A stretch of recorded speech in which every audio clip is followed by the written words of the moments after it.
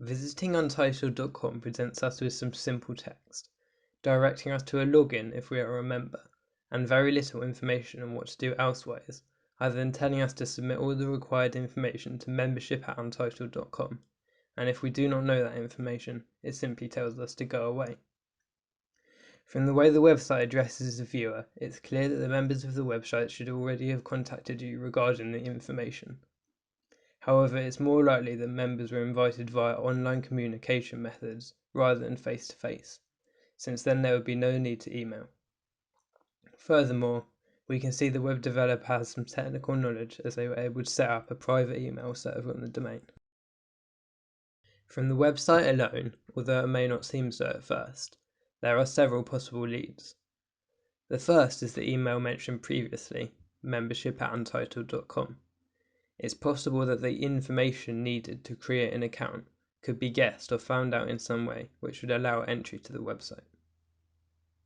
The second possible lead is the email address embedded in the untitled.com image, which for some reason links to info@untitled.com.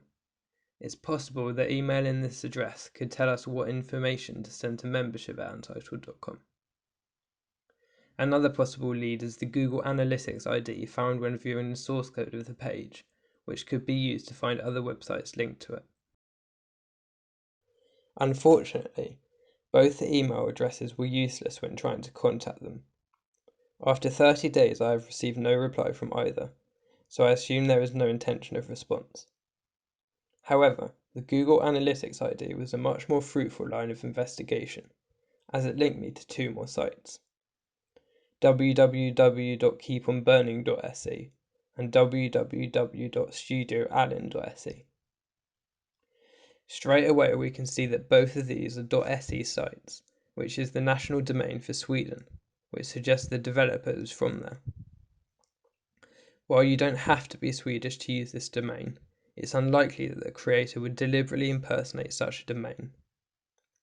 Looking further into these websites, we can see that they both promote a Swedish producer named Karen Allen. The Studio Allen website is her main website, while the Keep on Burning website promotes a documentary about what it's like to go to art school. It could be concluded that Karen Allen is the owner of all three websites, including untitled.com. However, this would overlook two key details.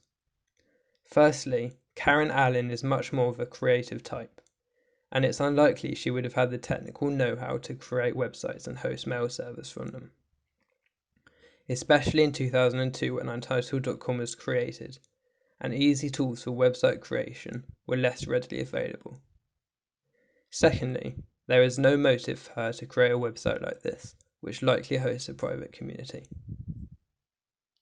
Interestingly, the Keep on Burning documentary is advertised by a Swedish web developer named Fredrik Sanderberg, who was active online at the time untitled.com was created, which leads us to the more likely conclusion that Allen hired Sanderberg to create her promotional websites, but has nothing to do with untitled.com.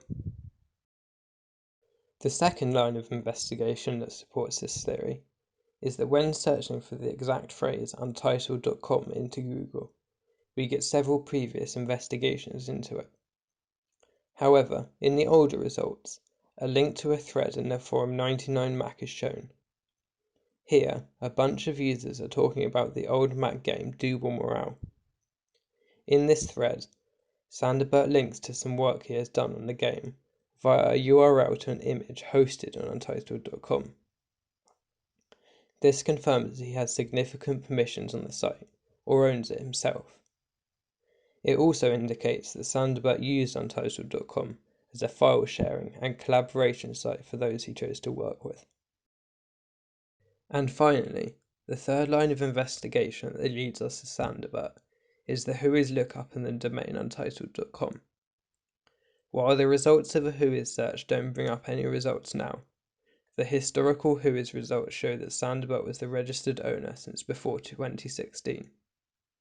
It's quite likely that he got fed up with random people emailing him about untitled.com, so simply remove this information.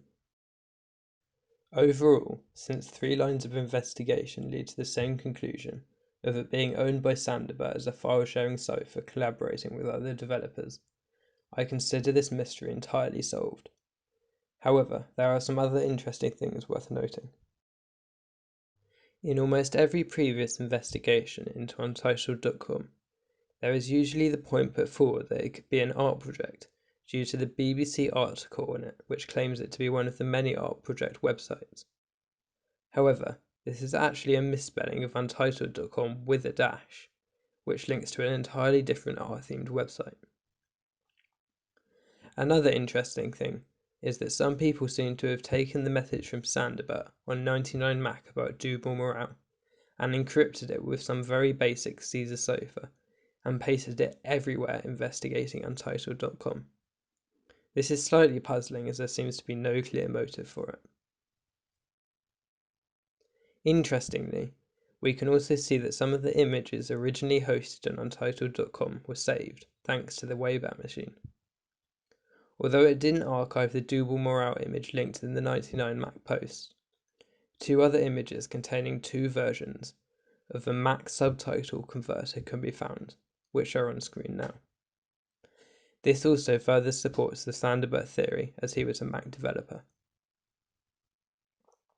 Anyways, that concludes this 15-year-old mystery. Thanks for watching and have a good life.